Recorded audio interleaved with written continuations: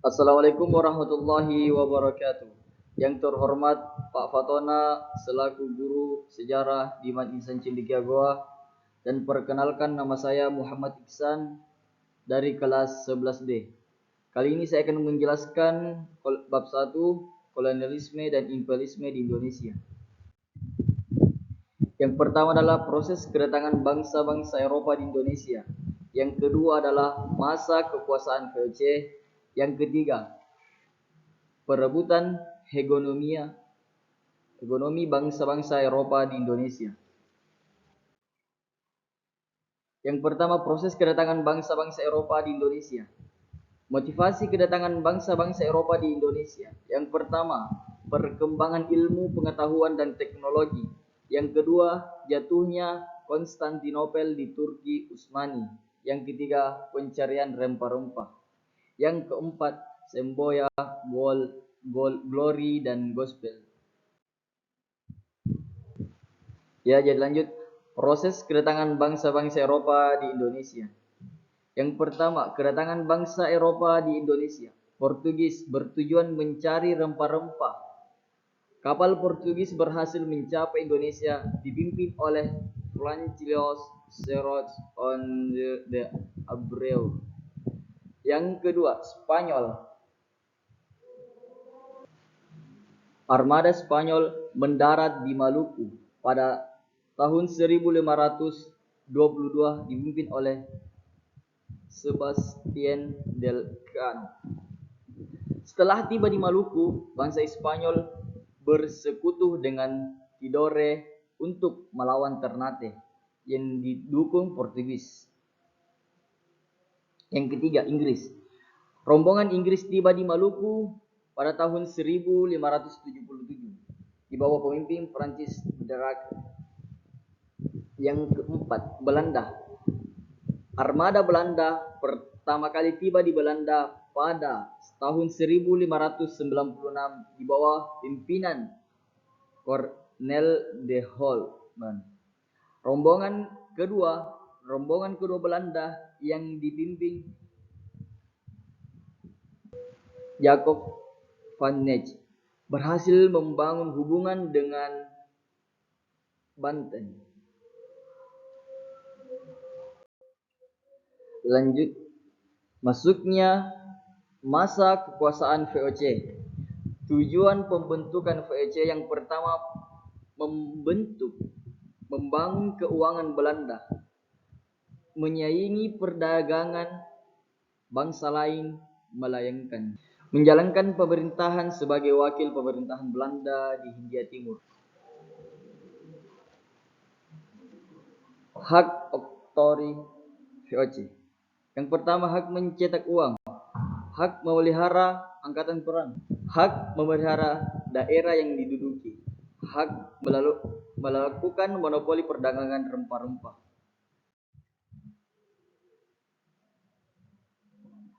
Beberapa kebijakan VOC.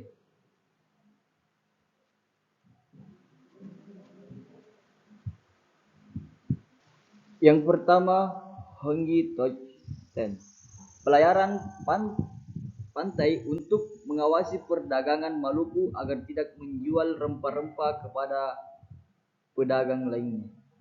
Yang kedua, ekstirpasi. Menebang tanaman rempah-rempah yang diproduksi secara berlebihan. Yang ketiga, kontingenten. Kewajiban rakyat membayar pajak dalam bentuk hasil bumi. Yang keempat, profession realism. Kewajiban rakyat menyebarkan pajak berupa hasil bumi. Yang keempat, pragersteles. Kewajiban menanam kopi bagi rakyat Priang. Oke, lanjut. Kemunduran VOC. Penyebabnya adalah yang pertama, korupsi. Yang kedua adalah feodalisme. Yang ketiga, ketidakcakapan. Yang keempat, terlilit utang. Maksudnya terlilit utang. Oke, lanjut. Perebutan hegemoni bangsa-bangsa Eropa di Indonesia. Yang pertama, masa pemerintahan Herman Willem de Alas pada tahun 1808 sampai 1811. Jadi salah satu kebijakan beliau adalah membangun jalan raya yang menghubungkan Anyer dengan Panarukan. Selain membangun jalan, beliau juga membangun pelabuhan militer di ujung Kulon Merak, dan Surabaya untuk memperkuat pertahanannya. Jadi, oleh karena itu kebijakan menjual tanah kepada swasta, pemerintah Belanda memberhentikan beliau dari jabatan sebagai gubernur jenderal. Jadi lanjut, perebutan hegemoni bangsa-bangsa Eropa di Indonesia. Masa pemerintahan Jaap Willems Jens 1811. Jadi beliau ini mempunyai tugas yang pertama memperbaiki Pulau Jawa yang ditinggalkan The Others. Yang kedua memperkuat pertahanan Jawa untuk membentuk serangan Inggris. Yang kedua adalah fakta. Tidak memiliki kepercayaan sesuai yang diharapkan. Yang kedua, saat mendapatkan serangan Inggris, Jans memilih mengungsi ke Semarang.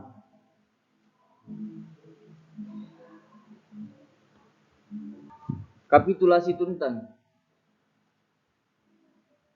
ditandatangani pada 18 September 1811. Pulau Jawa diserahkan kepada Inggris. Semua tentara Belanda menjadi tawaran Inggris. Selanjutnya perebutan hegemoni bangsa-bangsa Eropa di Indonesia. Masa pendudukan Inggris 1811 sampai 1816. Jadi inilah dia foto beliau.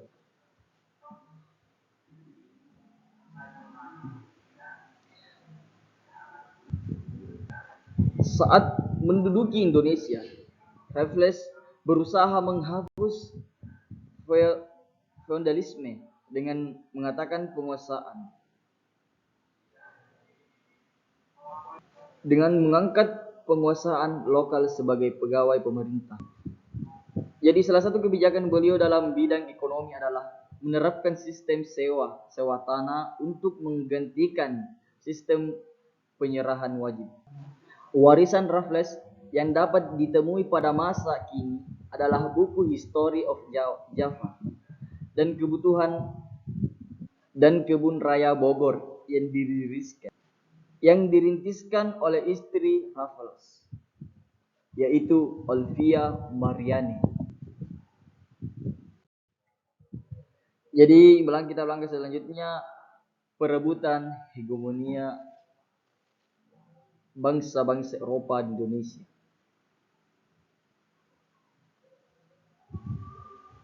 Jadi masa penerapan sistem tanam paksa. Sistem tanam paksa dicetuskan oleh Johannes. Kebijakan tanam paksa mulai diberlakukan pada 1830 serta difokuskan pada peningkatan produksi tanaman yang laku di pasar internasional seperti kopi, tembakau, tebu, teh, dan lain-lain. Bagi Belanda, pelaksanaan tanam paksa mendatangkan keuntungan yang diperoleh Belanda sekitar 967 juta. Bagi bangsa Indonesia, tanam paksa sengsara. Meskipun demikian, melalui tanam paksa, bangsa Indonesia mengenali jenis komoditas baru yang laku di pasar internasional. Perebutan hegemoni bangsa-bangsa Eropa di Indonesia.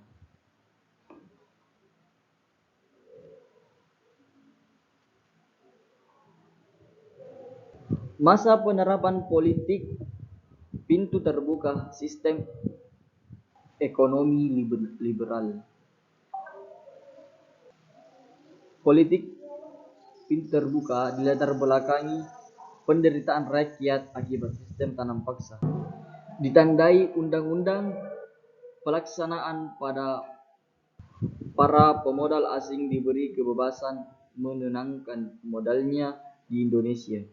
Sementara itu pemerintahan kolonial bertindak sebagai pengawas, pelindungan dan penyediaan fasilitas bagi para penanam modal.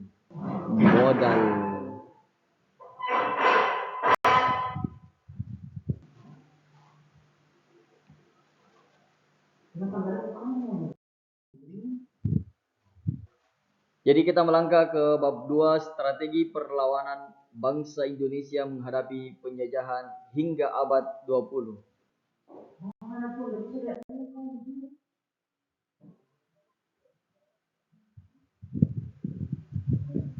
Perlawanan rakyat terhadap Portugis dan VOC. Yang pertama adalah rakyat Aceh, perlawanan rakyat Maluku, perlawanan rakyat Mataram, perlawanan rakyat Banten, perlawanan rakyat Makassar, perlawanan rakyat Riau, perlawanan rakyat etnik Tionghoa. Ya, jadi perlawanan rakyat terhadap pemerintah kolonial Belanda, perlawanan Tornado, perlawanan Patimura, perang Badri, perang Diponegoro, perang Puputan, perang Banjar, perang Aceh, dan perang Batak.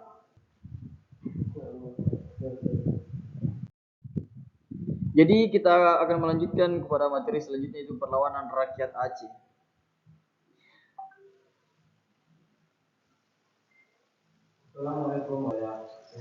Latar belakang kedudukan Portugis di Malaka mengganggu perkembangan Aceh.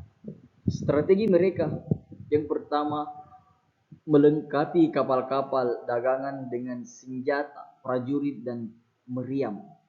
Yang kedua, mendatangkan bantuan persenjataan, pasukan, dan ahli perang dari Turki. Yang ketiga, melakukan kerjasama dengan kerajaan-kerajaan lain seperti Demak dan Calicut. Jadi Aceh beberapa kali melakukan serangan terhadap Portugis di Malaka pada tahun 1629. Pasukan Aceh di bawah Sultan Iskandar Muda melakukan serangan besar-besaran terhadap Portugis. Serangan ini sempat membuat Portugis kewalahan dan harus mengerahkan semua kekuatan menghadapi pasukan Sultan Iskandar Muda. Akan tetapi serangan Aceh ini belum berhasil mengusir Portugis di Malaka. Jadi perlawanan rakyat Maluku. Portugis, faktor penyebab upaya monopoli perdagangan yang dilakukan Portugis. Portugis mencampuri urusan dalam negeri kerajaan Ternate. Untuk mengatasi perlawanan rakyat Ternate yang dipimpin oleh Sultan Hairun, gubernur Portugis di Maluku, Lopez mengajukan perundian damai. Akan tetapi dalam perundian tersebut Portugis membunuh Sultan Hairun. Peristiwa pembunuhan Sultan Hairun semakin menyutul kemarahan rakyat Ternate. Bahkan seluruh rakyat Maluku bersatu melawan Portugis. Jadi mari kita lihat di sini adalah pembunuhan Sultan Hairun di Banten. Jadi pada tanggal 28 Februari 1570, akhir perlawanan Sultan Babullah, putra Sultan Hairun, melanjutkan Perlawanan rakyat Ternate terhadap Portugis. Banten, Sao Paulo dikepung selama 5 tahun. Akhirnya pada tahun 1575 Portugis berhasil diusir dari Ternate.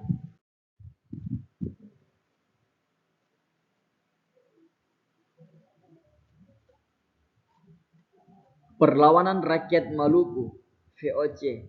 Faktor penyebab: praktik monopoli perdagangan rempah-rempah, campur tangan dalam proses penobatan Sultan Tidore. Jadi pada tahun 1636 sampai 1646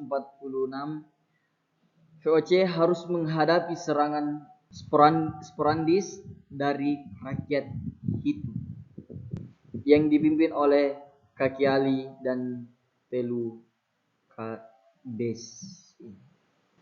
Pada tahun 1650 rakyat Ternate di bawah pimpinan Kecili Said melakukan perlawanan terhadap VOC. Pada tahun 1680 Sultan Nuku memimpin perlawanan rakyat Tidore. Perlawanan mendapatkan dukungan dari seluruh rakyat Maluku. Perlawanan ini berhasil mengembalikan kekuasaan Tidore.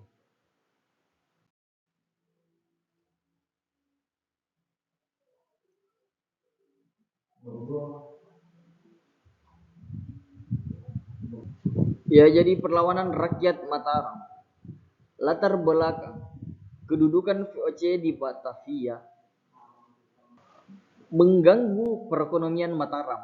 VOC melakukan monopoli perdagangan.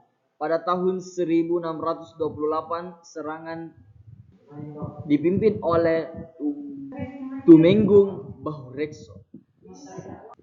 Jadi beliau sebagai panglima perang pada tahun 1628. Jadi pada tanggal 22 Agustus 1628 pasukan Mataram berhasil mendarat di Madura. Saat itu disebut Timur Cilincing, Jakarta. Pasukan Mataram membendung sungai Ciwilung agar benteng VOC kekurangan air. Jadi strategi ini sempat menyebabkan pasukan VOC kekurangan air dan terjadi wabah penyakit kolera. Serangan Mataram akhirnya menuai kekalahan karena pasukan Mataram kelelahan dan kalah dalam persenjataan. Pada tahun 1629 Sultan Agung menyusun strategi dengan belajar dari kekalahan pertama dalam serangan ini. Pasukan Mataram berhasil menghancurkan benteng Hollandia dan menerobos masuk ke Batavia. Akan tetapi kapal perang VOC berhasil membakar lubang makanan pasukan Mataram di Cirebon dan Tegal. Serangan kedua juga gagal karena pasukan Mataram kekurangan bahan makanan.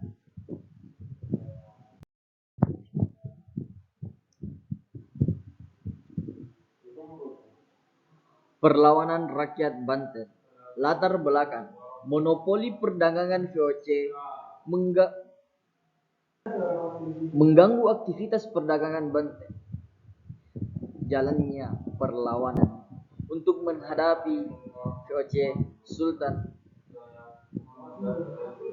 Ageng Tirtayasa melakukan pembangunan saluran irigasi dan menjalin hubungan dengan negara-negara lainnya. Dalam perkembangannya, Banten berhasil mengganggu daerah kekuasaan Belanda hingga tembok kota Batavia. VOC menghasut Sultan Haji dengan mengatakan bahwa Pangeran Arya Baya yang akan naik tahta menjadi Sultan Banten, menggantikan Sultan Ageng Tirtaya. Sultan Haji kemudian melakukan perjanjian dengan VOC untuk melancarkan niatnya menjadi Sultan Banten. Akhir perlawanan, Sultan Haji dengan bantuan VOC berhasil merebut tahta Banten. Pada tahun 1683 Sultan Ageng Tirtayasa berhasil ditangkap dan ditawan di Batavia hingga wafat pada tahun 1692. Dalam perkembangannya Banten hanya menjadi bayangan-bayangan VOC. Perlawanan rakyat Makassar. Perlawanan serangan VOC terhadap Makassar dimulai pada tahun 1634. Rakyat Makassar berhasil mematikan serangan VOC. Pada tahun 1666, VOC menggerakkan armada yang besar untuk menaklukkan Makassar. Dalam serangan ini, VOC menjalani kerjasama dengan Arum Palaka. Pada tahun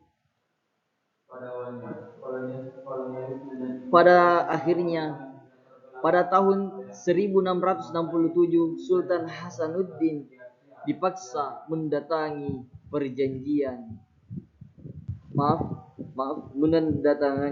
perjanjian Bogaya. Jadi latar belakangnya adalah VOC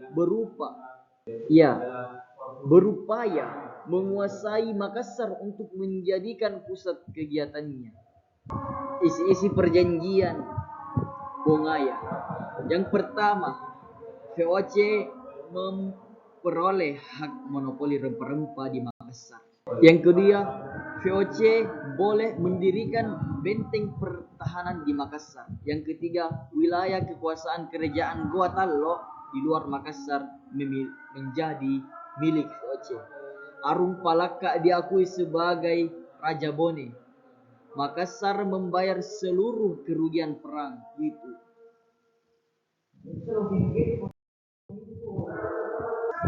Perlawanan rakyat Riau. Latar belakangnya upaya VOC menancapkan hegemoni perdagangan di Riau. Strategi Sultan Siak berpura-pura berdamai dengan VOC. Siasat hadiah Sultan. Perundingan damai antar VOC dengan Sultan Siak dilakukan di Loji Pulau Guntung. Dalam perundingan ini, Sultan Siak dipaksa tunduk kepada VOC.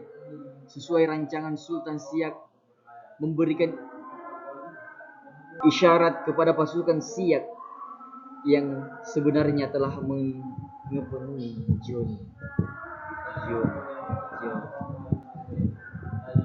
pasukan Siak sebagai siap menyerang pasukan VOC di Loji. Pasukan Siak membakar seluruh bangunan Loji. Akhirnya keberhasilan siasat hadiah Sultan belum mampu mengusir VOC dari Siak.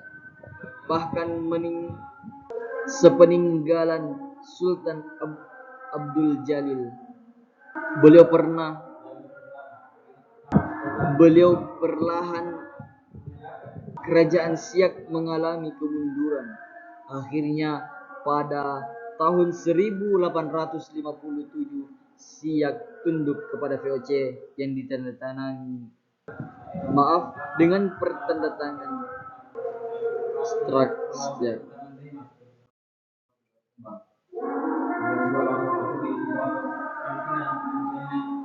Perlawanan etnik Tionghoa. Latar belakang VOC berencana memindahkan etnik Tionghoa di Batavia, Sri Lanka. Peristiwa 9 Oktober 1740, warga Tionghoa mengungsi menuju ke kota pantai utara Jawa seperti Pati, Rembang, dan Semarang. Para pengusir membangun kekuatan bekerja sama dengan warga Tionghoa di kota tersebut.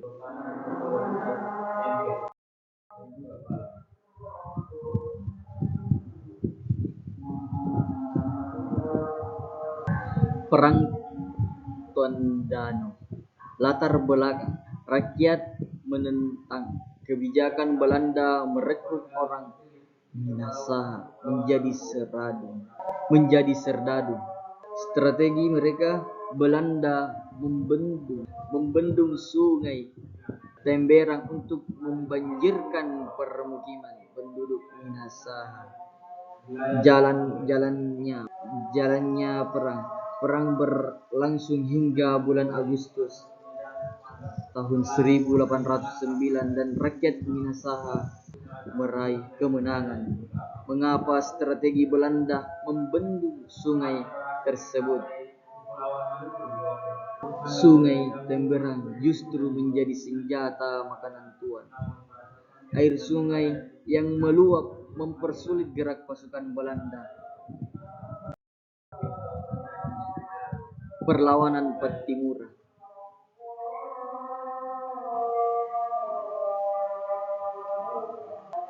Latar belakang: memonopoli perdagangan rempah-rempah, menetapkan pajak tanah yang lebih tinggi, memindahkan penduduk untuk dijadikan tenaga kerja rodi dengan persoalan pelayanan hoji. Jalannya perlawanan. Pada 15 Mei 1817, rakyat Maluku membakar perahu Belanda. Pasukan Pattimura berhasil menduduki benteng Gustede. Pada Oktober 1817, Belanda menggerakkan pasukan untuk menangkap Pattimura. Belanda menawarkan hadiah 1.000 gulden kepada siapa saja yang mampu menangkap Pattimura dengan 500 gulden bagi yang berhasil menangkap tokoh perlawanan lainnya. Pada November 1817, Belanda dapat menangkap Pattimura. Pada tahun 1817, Pattimura dihukum mati di tiang gantung di Ambon.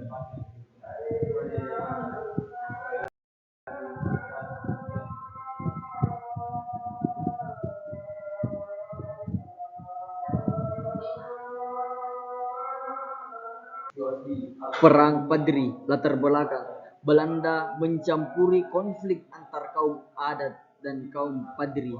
Belanda ingin menancapkan hegemoni di wilayah Sumatera Barat. Jalannya perang. Fase pertama pada tahun 1821 sampai 1825, kemenangan Belanda di pihak kaum Padri. Pada fase 2 pada tahun 1825 sampai 1830, Belanda menawarkan perundingan damai kepada kaum Padri. Fase 3 1830 sampai 1838, Belanda menerapkan strategi benteng Stelse. Pada 28 Oktober 1837, Iman Bonjol berhasil ditangkap Belanda. Mengapa? Fase 2, Belanda menawarkan perundingan damai kepada kaum Padri. Belanda harus menghadapi perlawanan perang di Ponorogo.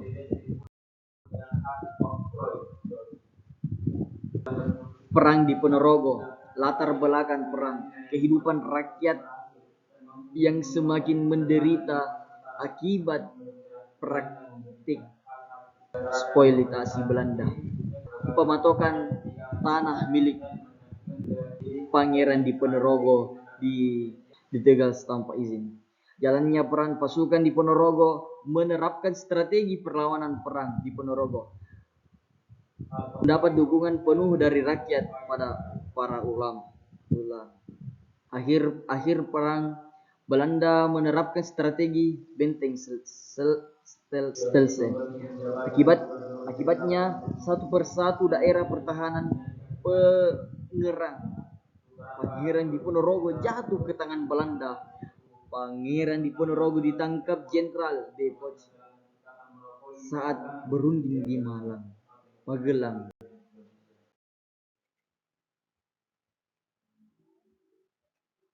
Jadi perang Puputan.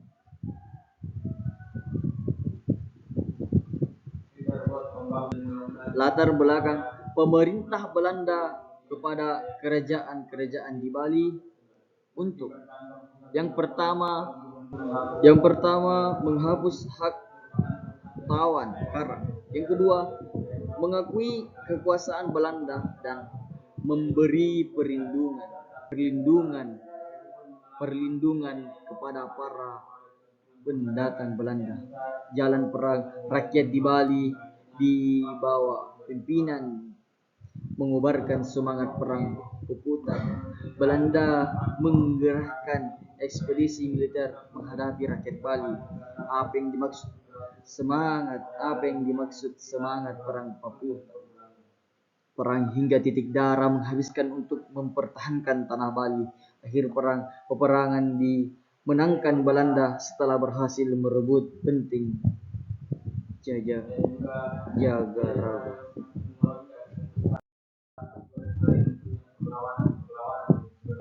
Perang Banjar, Pangeran Antasari salah satu tokoh penting dalam perang Banjar. Belanda ikut campur dalam pemerintahan Kesultanan Banjar dengan mengatakan perang Tanjidillah sebagai Sultan Banjar. Pasukan Banjar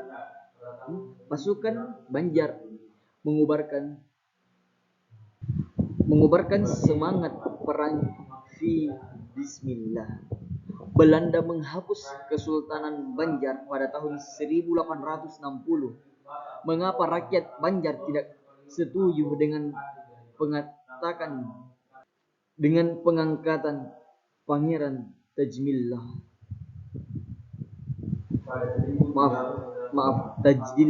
sebagai Sultan Banjar? Ibu Pangeran Tajdillah bukan keturunan bangsawan Kesultanan Banjar.